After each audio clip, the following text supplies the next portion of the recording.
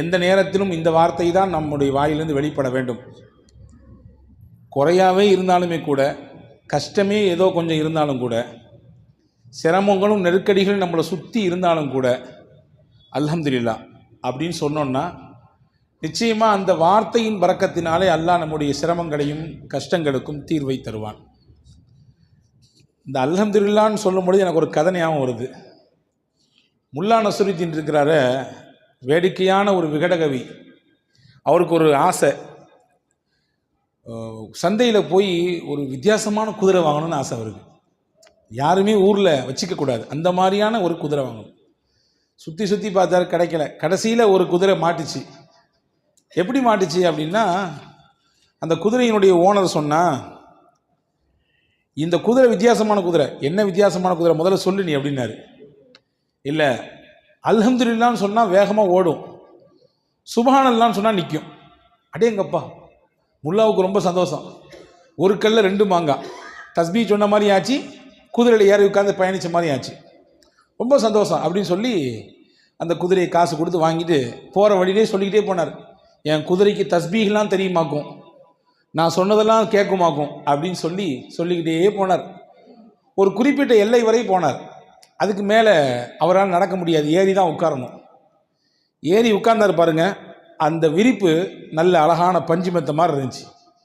ஏறி உட்கார்ந்த உடனே யதார்த்தமாக அவருக்கு வாயில் அல்ஹம்துலில்லாஹ்னு சத்தம் போட்டார். எடுத்துச்சு ஓட்டம். ஓட்டம்னா ஓட்டம், அப்படி ஒரு ஓட்டம். அவருக்கு சந்தோஷமாக தான் இருந்துச்சு ஆரம்பத்தில். ஆனால் வேகம் கூட கூட கூட வயிறுலாம் கலங்குது. கலங்கின வயிற்றில் எதை சொன்னால் நிற்குன்றதை மறந்துட்டான் மனுஷன். இப்போ எதையாவது ஒன்று கிடக்க ஒன்று சொல்லி இன்னும் கொஞ்சம் வேகமாக ஒரு ஸ்பீடு எடுத்துச்சுன்னா என்ன பண்ணுறது? இது போய்கிட்டே ஒரு குறிப்பிட்ட எல்லை போச்சு. ஒரு பெரிய பாலும் குழி, பெரிய ஒரு குழி. அந்த குழியை பார்க்குறாரு. இன்னைக்கு போச்சு கதை, எதையோ ஒன்று வாங்க வந்து நம்ம உயிரை விட போகிறோம் அப்படின்னு நினச்சிக்கிட்டே அங்கே பார்த்துக்கிட்டே போகிறாரு. ஒரு குழிப்பாக எம்புடு பெருசு இருக்குது குழின்னு சொல்லி எட்டி ஒரு பார்வை பார்த்தாரு பாருங்க. அது பெரிய குழி. சுப்ஹானல்லாஹ்னாரு அந்த குழியை பார்த்துட்டு. ஏதாவது ஆச்சரியமான விஷயத்தை பார்த்தா சொல்லுவோம்ல, சுப்ஹானல்லாஹ்னு சத்தம் போட்டார். டக்குன்னு சட்டன் பிரேக் போட்டுச்சு குதிரை. அப்போ புரிஞ்சுக்கிட்டாரு, ஓ சுப்ஹானல்லாஹ் சொன்னால் தான் நிற்கும் போல தெரியுது, நம்ம வேகத்தில் இதை மறந்துட்டோம்.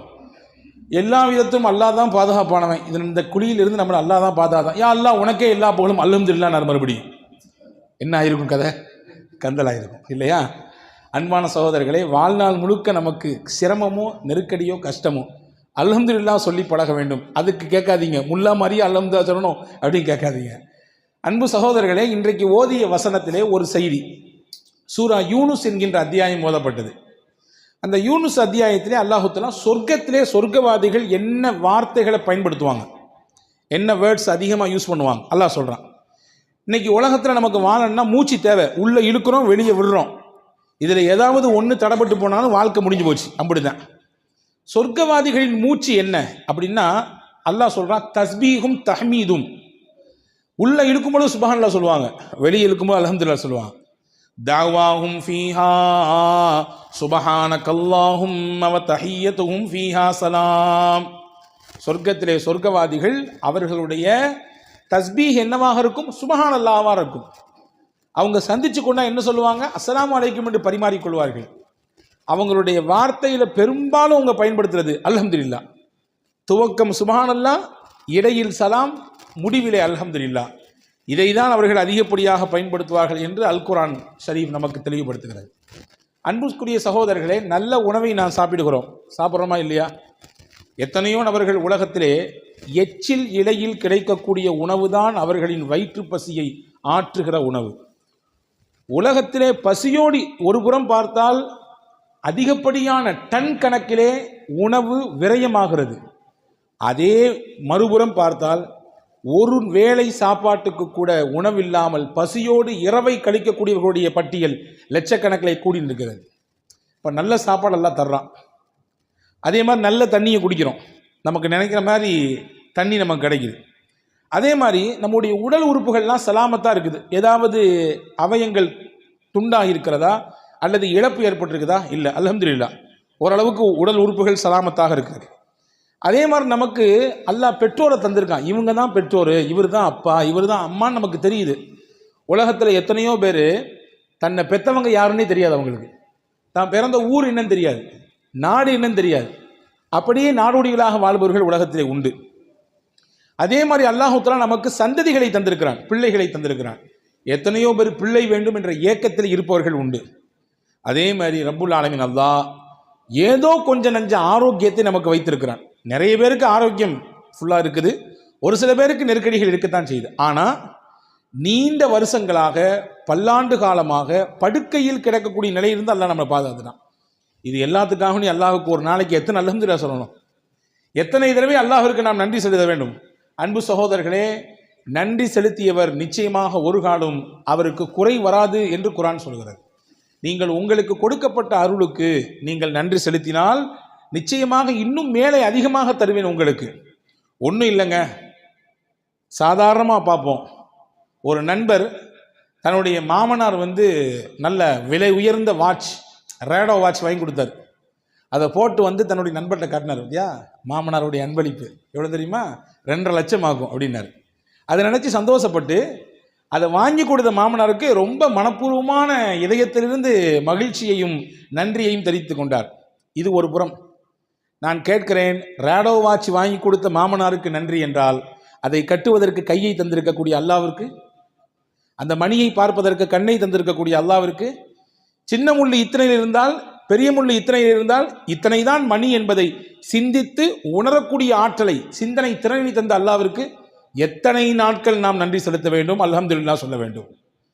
அன்பு சகோதரர்களே, 24 மணி நேரமும் உடலிலே ஒவ்வொரு நாளும் இயங்கிக் கொண்டே இருக்கிறது ஒன்று. இரத்தங்கள் சுத்திகரிப்பு செய்யப்பட்டு கொண்டே இருக்கிறது. சிறுநீரகம் அந்த வேலையை மிகச்சிறப்பாக செய்து கொண்டே இருக்கிறது. என்றாவது ஒரு நாள் அதில் ஏதாவது ஒரு சின்ன முடக்கம் ஏற்பட்டு, ஏதாவது ஒரு சின்ன கோளாறு ஏற்பட்டு, இரத்த சுத்திகரிப்பு இல்லை ஆனால் செய்தாக வேண்டும், நீங்கள் என்ன செய்யுங்க, செயற்கையாக போய் டயாலிசிஸ் பண்ணிக்கங்க என்று சொல்லும் பொழுதுதான் இத்தனை ஆண்டுகள், இத்தனை வருடங்கள் அல்லாஹ் நமக்கு எந்த காசையும் வாங்காமல் சுத்திகரித்து கொண்டே இருந்திருக்கிறானே. ஒரு நாளைக்கு டயாலிசிஸ் பண்ணிட்டு வரணும்னா குறைஞ்சது 2500 ரூபாய், கூட்டினது இன்னும் நிறைய போய்கிட்டே இருக்குது. யோசிக்கிறோம், அல்லாஹ் கணக்கிட்டு பாருங்கள், ஒரு நாளைக்கு குறைந்தபட்சம் 1000 என்று போடுங்கள், ஒரு மாதத்திற்கு எவ்வளவு ஆனது, ஒரு வருடத்திற்கு எவ்வளவு ஆகிறது. இதையெல்லாம் வாங்காமல் சீராக அல்லாஹ் நம்முடைய உடலிலே அந்த இரத்தத்தை சுத்திகரிப்பு செய்து இயக்கிக் கொண்டே இருக்கிறான். எத்தனை முறை அல்ஹம்துலில்லாஹ் சொல்ல வேண்டும். யோசித்திருக்கிறோமா என்றாவது ஒரு நாள் நாம் சாப்பிடுகிறோம், சாப்பிடுகிற உணவெல்லாம் கரைகிறது உள்ளே. எப்படி கரைகிறது? கடினமான பொருளையும் கூட கரைத்து தள்ளி விடுகிறது இல்லையா? பல்லால கூட கடிக்க முடியாது சில பொருளை, ஆனால் எப்படியோ கடிச்சு நறுக்கி முறுக்கி உள்ளே போட்டுடுறோம். ஆனால் பல்லால கூட கடிக்க முடியாத ஒரு பொருள் இந்த வயிற்றுக்குள்ளே போன பிறகு எப்படி அது கரையுது அப்படின்னா, அல்லாஹ் அதிலே ஒரு மகத்துவத்தை வைத்திருக்கிறான். ஒரு சிறப்பான அமிலம், ஹைட்ரோக்ளோரிக் என்று சொல்லக்கூடிய ஒரு அமிலம் உள்ள சுரக்கிறது. அந்த ஹைட்ரோக்ளோரிக்கு எவ்வளோ பெரிய சக்தி உண்டு அப்படின்னா, ஒரே ஒரு சொட்டு எடுத்து கையில் நீங்கள் வச்சிங்கன்னா இங்கிட்டு வந்துடும். உள்ளங்கையில் மேலே வச்சிங்கன்னா அந்த அமிலத்தினுடைய சக்தி பவர் எவ்வளோன்னா இங்கிட்டு வெளியே வந்துடும். அவ்வளவு பவர்ஃபுல்லானது. ஆனால் அந்த அமிலம் நம்ம வயிற்றினுடைய உள்பாகத்திலே அல்லாஹ் சுரக்க வைத்திருக்கிறான். எதற்கு வைத்தான்? கடினமான பொருள் உள்ளே போனாலும் அதை பஸ்மமாக்கக்கூடிய வேலையை அது செய்கிறது. எத்தனை முறை சாப்பிட்டோடு அல்ஹம்துலில்லாஹ் சொல்ல வேண்டும். போனது செரிக்காமல் இருந்து விட்டால், உள்ளே போனது ஏதாவது திட்டுமுட்டாடினால் அன்னைக்கு இரவு தூக்கம் வருகிறதா? அடுத்த நேரம் என்ன நடக்கும் என்ற யோசனை வருகிறதா இல்லையா? அடைக்கிற மாதிரி இருக்குதே, இங்கிட்டு வேற ஓரமாக வலிக்கிற மாதிரி இருக்குதே, என்ன ஆச்சுன்னு தெரியலையே, யோசிக்கிறோமா இல்லையா? உள்ளே போனது செரிக்காமல் வெளியே வராமல் இருந்தால் என்ன நடக்கும் கதை? ஒரு நாள் அல்லாஹ் மனிதனின் பவரை, சக்தியை, அல்லாஹ் பலத்தை எதில் வைத்திருக்கிறான் என்றால் மலத்தில் தான் வைத்திருக்கிறான். மலம் அதிகப்படியாக வெளியே போனாலும் பிரச்சனை, போகாமல் இருந்தாலும் பிரச்சனை இல்லையா? அப்போ செரிக்க செய்கிறானே அல்லாஹ், அவனுக்கு எத்தனை முறை அல்ஹம்துலில்லாஹ் சொல்ல வேண்டும், எத்தனை முறை அல்ஹம்துலில்லாஹ் சொல்ல வேண்டும்? யோசித்திருக்கிறோமா? அன்பு சகோதரர்களே, செரித்த உணவு வெளியேறுகிறது, ஆனால் தானாக வெளியேறவில்லை. நாம் அதற்கு யோசிக்கிறோம், வெளியே போகணும்னு நினைக்கிறோம், குறிப்பிட்ட இடத்துக்கு போகிறோம், போய் நம்ம அந்த பொசிஷனில் அமர்றோம். அதுக்கு பின்னாடி தான் நம்ம உடலில் கழிவுகள் எல்லாம் வெளியே போகிறது. என்றாவது ஒரு நாள் இப்படி யோசித்ததுண்டா? உள்ளே போக போக ஆட்டோமேட்டிக்காக செரிமானமாகி அது வெளியே வந்தால் என்ன கதியாகும், என்ன மாதிரியான நிலை ஏற்படும்? அல்ல அதுக்கு தனியாக ஒரு சிஸ்டத்தை வைத்திருக்கிறான். மனிதனுடைய ஆசன வாயிலே கிராக் சிஸ்டம் என்ற ஒரு அற்புதமான ஒரு சிஸ்டம் இருக்கிறது. அந்த சிஸ்டம் என்ன செய்யும்னா, உங்க உணவு வயிற்றுல செரிச்சாலும் தடுத்து அப்படி வச்சிருக்கோம். எதுவரை வச்சிருக்கோம்? நீங்க நினைக்கணும், உங்க மூளைக்கு அந்த செய்தி போகணும், போய் நீங்க பாத்ரூம் போகணுன்ற எண்ணம் வரணும், அந்த இடத்துக்கு போகணும். அதற்கு பின்னால் தான் அந்த சிஸ்டம் தன்னுடைய வேலையை செய்யும். சாதாரணமாக யோசிக்க முடிகிறதா? எனவே தான் ரசூல் இப்படி ஒரு துவா சொல்லி கொடுத்தார்கள், அல்ஹம்துலில்லாஹில்லதீ அஸ்ஹப அன்னியல் அதா வஆஃபானி. எனக்கு நோவையும் கஷ்டத்தையும் தரக்கூடிய இந்த கழிவை என்னிடத்திலிருந்து வெளியாக்கி எனக்கு ஆரோக்கியத்தை தந்த அல்லாவே உனக்கே எல்லா புகழும். அல்ஹம்துலில்லாஹ். எவ்வளோ அழகான வார்த்தை பாருங்க. எனக்கு நோவையும் கஷ்டத்தையும் தரக்கூடிய இந்த கழிவை என்னிடத்திலிருந்து வெளியாக்கி எனக்கு ஆரோக்கியத்தை தந்தாய் அல்லாஹ், அந்த அல்லாவே உனக்கே எல்லா புகழும். ஒவ்வொரு நிமிடமும் ஒவ்வொரு சனப்பொழுதும் அந்த அல்லாவிற்கு எத்தனை முறை அல்ஹம்துலில்லாஹ் சொல்ல வேண்டும்? யோசித்து பார்க்க அன்பு பெருமக்களே. நாம் குடிக்கும் தண்ணீர், உலகத்தை அல்லாஹ் எப்படி அமைத்திருக்கிறான்? 71% நீர், 29% நிலப்பரப்பு. 71%, நாம் குடிக்குவதற்கு தகுதிமிக்க நீர் என்று பார்த்தால் 0.5% தான். மிச்சம் இருக்கிறது ஃபுல்லாமே எல்லாமே உப்பு தண்ணி, அதை பயன்படுத்த முடியாது. அல்லாஹ் சூரா வாக்கையால கேட்குறான். நம்மெல்லாம் ஒவ்வொரு நாளும் சூரா வாக்கையா ஓதணும் வீடுகளில், கண்டிப்பாக ஓதணும். நான் போகிற இடமெல்லாம் சொல்கிறது வாக்கையா ஓதுங்க. நிச்சயமாக எந்த வீடுகளிலே வாக்கையா சூரா ஓதப்படுதோ அந்த வீட்டுக்கு வறுமை வாசலுக்கே வராது. நாங்கள் சொல்லலாம், வீட்டுக்கு வாசலுக்கே வராது வறுமை. அல்லாஹ் அதில் கேட்கிறான், அஃபராயித்துமுல் மா அல்லதீ தஷ்ரபூன், நீங்கள் குடிக்கிறீங்களா அந்த தண்ணியை பார்க்கலையா? அன்தும் அன்ஸல்துமூஹு மினல் முஸ்னி அம் நஹ்னுல் முன்ஸினூன், மேகங்களுக்கு இடையிலிருந்து நீங்கள் அதை இறக்கி கொண்டு வருகிறீர்களா அல்லது நான் இறக்குகிறேனா? லவ் நஷாஉ ஜஅல்நாஹு உஜாஜன் ஃபலௌலா தஷ்குரூன், நாம் நினைத்தால் உங்கள் குடிக்கும் நீரையும் உப்பு நீராக மாற்ற முடியும். நீங்கள் குடிக்கும் நீரையும் உப்பு நீராக மாற்ற முடியும். எனவே நல்ல ஸ்வீட் வாட்டர் தர்றது அல்லாஹ் தானே. அந்த அல்லாவிற்கு அந்த தண்ணீரை குடித்து முடித்தவுடன் நாம் அல்ஹம்துலில்லாஹ் சொல்லுகிறோமா? யா அல்லாஹ், தாகத்தோடு இருந்தேன். ஹாரூன் ரஷீத் பாஷாவை பற்றி ஒரு செய்தி வருது. அவருடைய சபைக்கு ஒருத்தர் வந்தாராம், ஒரு பெரியவர், பார்ப்பதற்கு நல்ல தோற்றமுடையவர், நல்ல மனிதர். வந்த உடனே ஹாரூன் ரஷீத் பாஷா கேட்ட, பெரிய மகா சக்கரவர்த்தி அவர், அப்பாசிய ஹலீஃபாக்கள் ரொம்ப பெரிய முக்கியத்துவம் வாய்ந்த ஒரு ஹலீஃபா ஹாரூன் ரஷீத் பாஷா. இப்போ அவர் சொன்னாரம்மா, நீங்கள் ஏதாவது எனக்கு உபதேசம் செய்யணும், நீங்கள் ஏதாவது நல்ல விஷயம் சொல்லுங்கள், நான் கேட்கணும், எனக்கு ஆசையாக இருக்குது அப்படின்னு சொன்ன உடனே அவர் கேட்டாராம், நாளைக்கு மறுமையில் உனக்கு ரொம்ப கடுமையான தாகம் இருக்குது, ஆனால் தண்ணி எங்கேயுமே கிடைக்கல, ரொம்ப டிமாண்டாக இருக்குது தண்ணி, ஆனால் உனக்கு தாகம் தீரலை, உனக்கு தண்ணி வேணும், என்ன செய்வ நீ அப்படின்னு கேட்டாராம். உடனே அவர் சொன்னாராம், என் ஆட்சியில் பாதியை கொடுத்தாவது ஒரு டம்ளர் தண்ணி வாங்கி குடிச்சிருவேன், என் ஆட்சியை பாதியை கொடுத்தாவது நான் தண்ணியை வாங்கி குடிச்சிருவேன் ஒரு டம்ளர். சரி, ரொம்ப சந்தோஷம். அடுத்து கேட்டாராம், குடித்த தண்ணி வெளியாகலை, உள்ள குடிச்சல அந்த தண்ணி சிறுநீர் வழியாக வெளியே போகணுமா கூடாதா?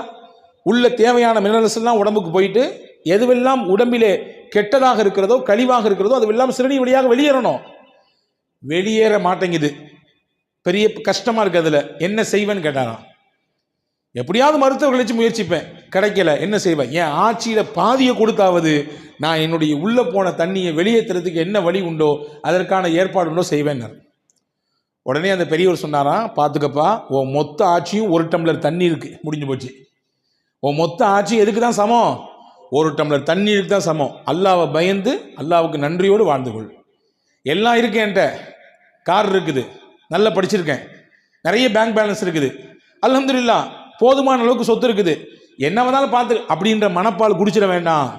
எல்லாமே ஒரு டம்ளர் தண்ணியில் தான் இருக்குது. எல்லாத்துக்குமே பாடம் இது, எல்லாத்துக்கும், எனக்கும் பாடம் உங்களுக்கும் பாடம். ஒரு டம்ளர் தண்ணி தான், உள்ள போகலனாலும் பிரச்சனை, போன தண்ணி வெளியே வரலனாலும் பிரச்சனை. எனவே அல்லாவை பயந்து உன்னுடைய வாழ்க்கையை அமைத்து அல்லாவுக்கு நன்றி சொல்லு என்று சொன்னார்கள் அந்த பெரியவர் என்பதாக நாம் வரலாற்றை பார்க்கிறோம். அன்பர்களே, குறைவாக என்ன கொடுத்தாலும் அல்ஹம்துலில்லாஹ், நிறைவாக இருந்தாலும் அல்ஹம்துலில்லாஹ். ஆனால் நம்மள பழக்கம் என்ன தெரியுமா? எது நமக்கு கம்மியாக கிடைச்சதோ அல்லது எது கிடைக்கலையோ அதை நினைச்சு அங்கலாய்ந்து கொண்டே இருப்போம். ஏதாவது ஒரு சின்ன பிரச்சனைனாலும் அதை பற்றி புலம்பி தள்ளுவோம். எப்படிங்க இருக்கிறீங்கன்னு யார்ட்டையாவது கேளுங்களேன். இங்கே அல்ஹம்துலில்லாஹ் நீங்கள் சிறப்பாக சொன்னீங்க, வெளியே கேட்டு பாருங்க, எங்க ஜரத், முதுகு வலி, மூட்டு வலி, அங்கே வலி, இங்கே வலி, கடையில் பிரச்சனை, வீட்டில் பிரச்சனை என்று நமக்கு எதுவெல்லாம் குறையோ அதை மட்டுமே வெளிப்படுத்துவோம். நிறையின் பக்கத்தை பார்க்கவே மாட்டோம்.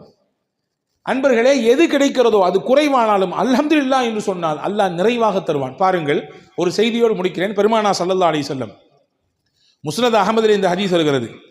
ரசூல் ஸல்லல்லாஹு அலைஹி வஸல்லம் வீட்டோடய ஒருத்தர் போனார். ரசூல் ஸல்லல்லாஹு அலைஹி வஸல்லம் என் கையில் கொஞ்சம் பேரிச்சம்பழம் வச்சுருந்தாங்க. அதில் ஒரு பேரிச்சம்பழத்தை எடுத்து அவர் கையில் கொடுத்தாங்க.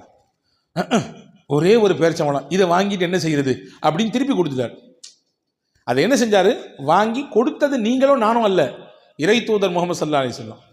வாங்கியிருக்கலாம். அவர் ஒன்றை வச்சு எப்படி என்ன ஏங்க ஏதாவது யானை பசிக்கு சோள புரியன்னு கேட்பாங்கல்ல, அந்த மாதிரிலாம் கதையாக இருக்குன்னு நினச்சி கொடுத்துட்டாரு திருப்பி.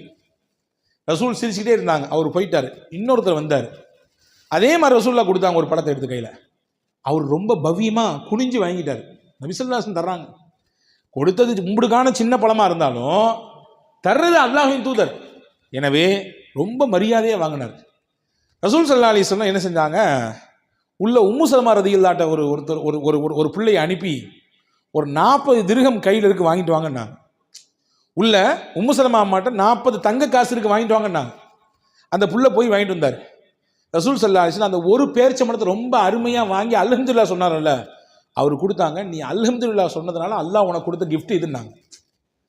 கிடைச்சது கொஞ்சம் தான் நினைச்சு நீ அங்கலாயவில்லை, நீ வருத்தப்படல, நீ அதை நினைச்சு புலம்பல, இதை வச்சு என்னத்தை பண்றது அப்படின்னு நினைக்கல. ரசூல் கொடுத்துருக்காங்க அல்ஹம்துலில்லாஹ் என்று சொல்லி வாங்கிட்டல்ல, அல்லாஹ் உனக்கு 40 திருப்பி தர்றான். நீ சொன்னதுக்காக வேண்டி அல்லாஹ் கொடுக்குற 40 அப்படின்னு சொல்லி ஒரு ஹதீஸ் சொன்னாங்க. மா நஅமல்லாஹு அலா அப்தின் நிஅமா ஃபகால அல்ஹம்துலில்லாஹ் இல்லா கானமா உஅதிய கஸீரம் மிம்மா உகித. அல்லாஹ் எந்த ஒரு அடியானுக்கு தன் புறத்திலிருந்து ஒரு அருளை கொடுக்கிறானோ அதை வாங்கி கொண்டு அவர் அல்ஹம்துலில்லாஹ் என்று சொன்னால் கொடுத்ததை விட அல்லாஹ் அதிகமாக கொடுப்பான். என்ன கிடைத்ததோ அதை விட அல்லாஹ் அதிகமாக கொடுப்பான். இதுதான் பழக்கம். இந்த உயர்ந்த பண்பு முஸ்லிம்களிடத்தில் இருக்க வேண்டும் என்று குர்ஆன் விரும்புகிறது. எனவே சொர்க்கத்தினுடைய சொர்க்கவாதிகளின் பேச்சாகும் மூச்சாகும் அல்ஹம்துலில்லாஹ் இருக்குது.